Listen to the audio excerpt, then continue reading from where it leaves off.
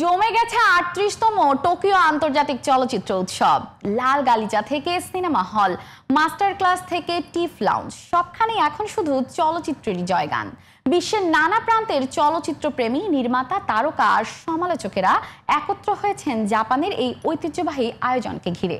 সে সম্পর্কে বিস্তারিত জানবো এবারের আয়োজনে। গত ২৭ অক্টোবর সোমবার সন্ধ্যায় হিবিয়ার ঐতিহ্যবাহী তাকারাজুকা থিয়েটারে উৎসবের পর্দা ওঠে জাঁকজমকপূর্ণ উদ্বোধনী অনুষ্ঠানের মধ্য দিয়ে। Blonde, start by love that endures through loss and rebirth.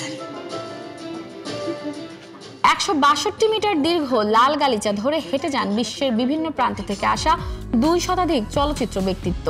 লাল গালিচায় ছিলেন অস্কার জয়ী পরিচালক পল শ্রেডার, বিখ্যাত ফরাসি অভিনেত্রী জুলিয়েট বিনোশ, মালয়েশীয় নির্মাতা চং কিট আউন, কোরিয়ান চীনা পরিচালক ঝাং লু, স্বনামধন্য চিত্রগ্রাহক ক্রিস্টোফার ডয়েল ও আজারবাইজানি নির্মাতা হিলাল বাইদারোভ।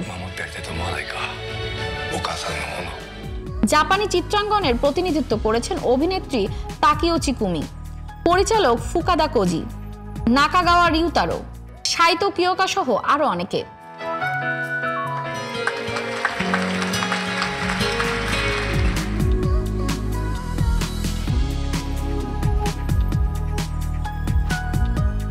আন্তর্জাতিক প্রতিযোগিতা বিভাগের জুরি সভাপতি হিসেবে দায়িত্বে আছেন ইতালীয় চলচ্চিত্র সমালোচক কার্লো চ্যাট্রিয়ান। তার সহজুরি দলে রয়েছেন তাইওয়ানের অভিনেত্রী গিউওয়েই লুনমেই, ফরাসি সম্পাদক ম্যাথিউ ল্যাকক্লাউ, জাপানি অভিনেতা ও নির্মাতা সাইতো তাকুমি এবং চীনা প্রযোজক ভিভিয়ান কু।